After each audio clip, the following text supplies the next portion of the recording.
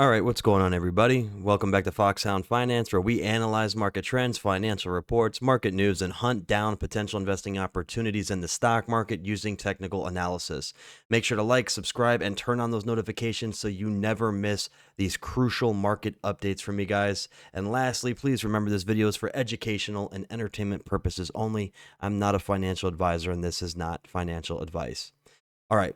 The trading week has officially ended, so let's see where we stand on all of the setups that I put together for AMC, Rivian, SPY, and Unity. Okay, so we're going to go first right into the SPY. I'm going to do a quick review. If you guys need to get caught up or up to speed with what my breakdowns are, go to a couple videos back. The previous video, I break all these structures down in depth, but we're just going to do a quick market review on all these. So the channel here back from August 5th looks like it's playing out the exact same way as I've showed you guys in the last video.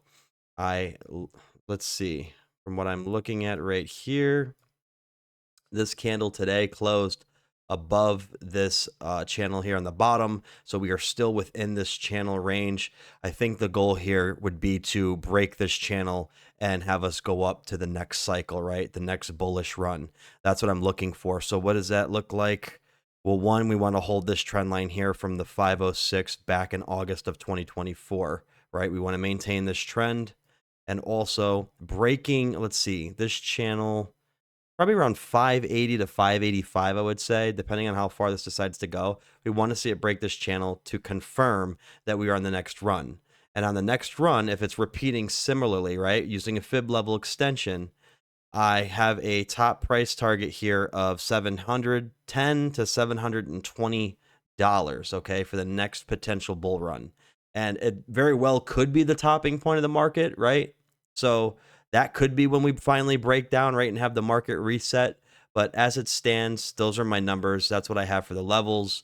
And worst case scenario, if you break this trend line and they decide to do more of a bearish type of move real quick, you would break the trend line and then you would come down to 552 for the full 10% correction as it did in August of 2024.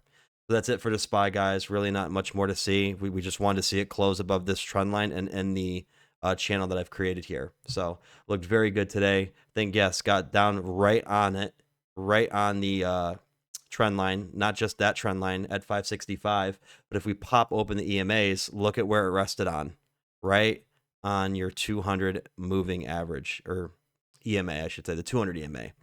But that to me looks perfect. It rejected off of that as support. So I'm loving how the SPY looks right now and the market in general. So looks good. Let's go right into AMC.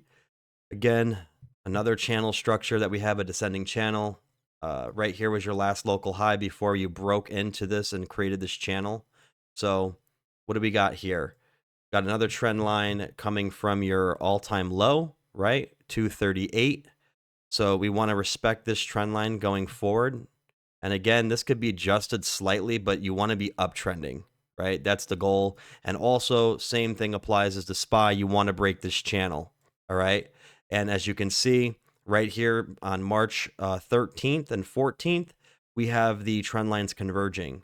Not only do we have the support right here of the 238 trend line, but you have the local area high trend line converging, and then you have your channel here, and price action, it looks like it's going sideways right now, right? We haven't broken this and gone back down lower into these levels in this channel. So I would love to see next week, when we get to this point, a strong break out of this. And again, maybe that is the start of our big move. Looking at the, let's see here, EMAs, look at this. 200 moving, the 200 EMA, I should say, is now down to $5.16 with our first fib level sitting just above it at 526. Okay, so this is getting crazy, guys. It's getting crazy tight in here. This looks like there's no room for it to go but up right now as it stands. I really just can't see if the market is going to make that bullish push that I think it's going to. It only makes sense for us to burst out of this thing and start attacking these fib levels. And I'll end the AMC breakdown with just that. So if we have a similar impulse move as we did here, the 1188 run from 238 low, then I can see us getting up to here, at least from a conservative move of $22 to $23. Okay. Looks really good for it. 18 minimum, but the last time that we had the $11, $12 run, it went past the 1618 about 3/4 of the way, halfway. So you ripped through all of these and then you came up to this point and then it came back down. So I'm looking for something like that again. If we're going to repeat this in a sort of systematic stair-stepping fashion, if we just squeeze straight to the very top, cool.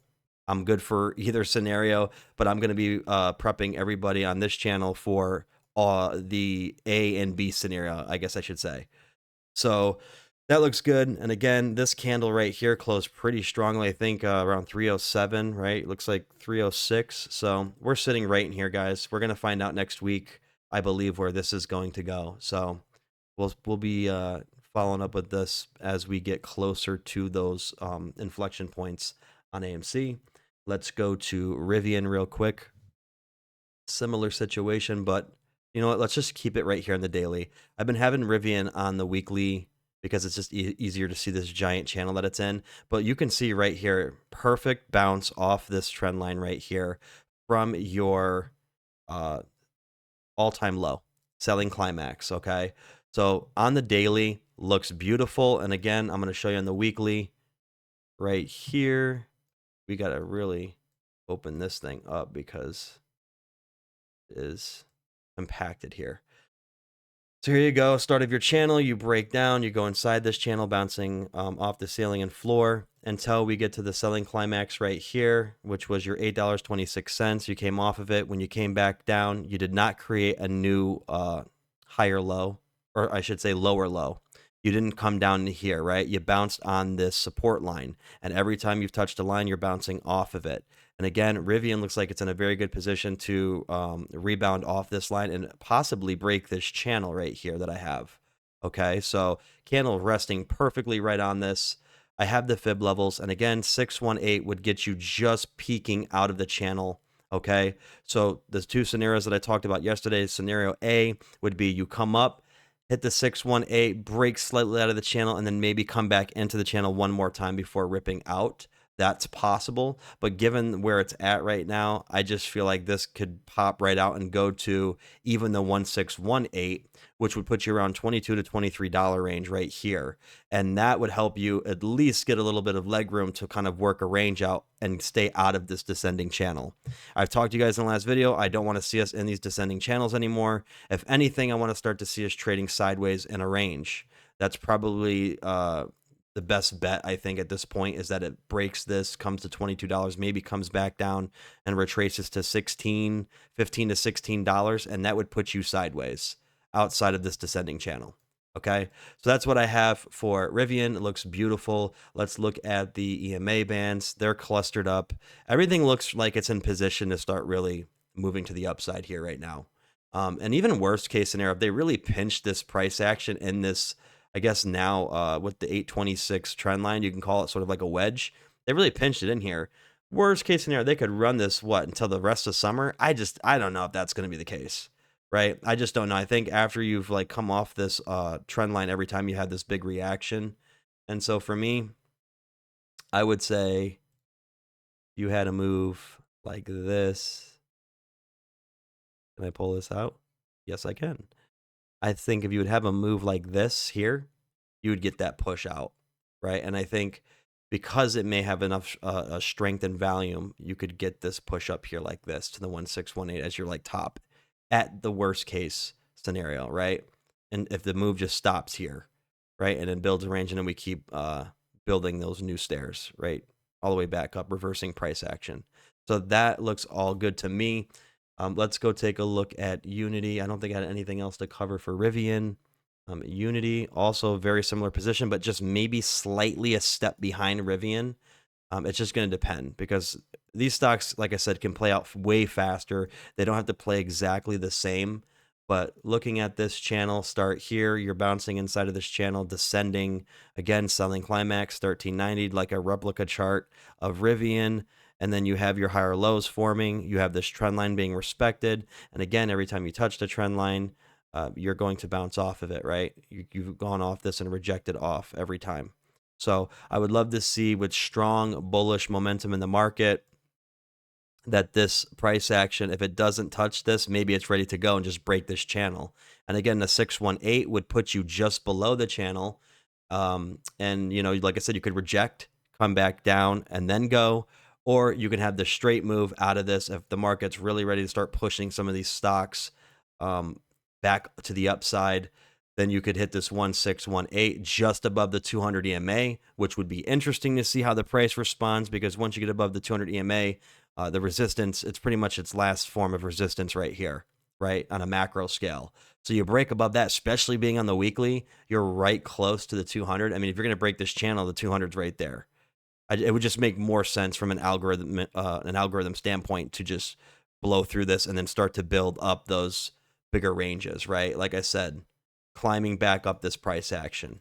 Okay, so that's what I'm seeing right now, guys. All these look amazing. Like I said, the breakouts are coming, in my opinion. I do see them happening coming into next week, end of March, really. I just don't see how the price action can continue this way, how it's been. So that is Unity. I think everything looks good. You have your moving averages, like I said. Everything looks pretty lined up. They're starting to smoothen out, and when you have those EMAs smoothing out like that, it just looks like to me that it has to choose that direction, and I think it's to the upside. So that is what I have for you guys today. Everything looks amazing. I really can't complain. It was one of these days where I was actually waiting for that key moment for this to be like, okay, are we going to break this? But Unity has strength here still, and it had enough space between the trend line here. Like, this wasn't really doing anything too spectacular. So you're in the stagnation mode right now until we see those breaks. And lastly, I will say about Rivian, a similar thing here, really quick. When I was looking at this price action today, Rivian was the only one that pretty much had, you know, a close break to the downside, and it was very minuscule. Like, look at this. It went down to 1060, something like that, but then look, the candle closed right above the trend line. So I'm expecting big pushes coming very soon, guys, over the next week or so. So we'll just keep, like I said, day by day. I'll give you guys the updates, but again, I've given you the ranges. You see kind of what you're working with, and understand these things can happen in rapid fashion. They can explode straight up at any given time. Or, like I said, if it's very ugly, we get into an ugly market cycle for some whatever reason, there's some kind of catastrophic news to justify it, then you can break these trends, right, and then come down. But I just feel like we're at a point in the market that if you do that, you're going to have the whole market basically rebuild again. I just think it's going to take way too much momentum to get us back up there, right? So it would just make more sense where these stocks are in their cycles, if anything, for them to melt up even at a very rapid pace, and then you want to crash the market, fine. You know, it would just make sense to do it that way, right? So that's what I have for you guys today. I appreciate y'all stepping by and checking out the channel. And like I said, giving your perspectives, guys, in the comment section. It's been pretty helpful for me to just see, you know, the feedback, what's working, maybe what's not working for you guys. So really appreciate your time. And like I said, I'll keep you guys up to date with another video potentially this weekend. Maybe I'll go back in and just kind of dig around in the charts and see if I find anything. But as it stands, everything looks great. Our setups look amazing. So I think we're sitting pretty good until next week. We find out sort of what is this decision and the direction going to be. So you guys have a great weekend. I will see you guys in the next one. Alrighty.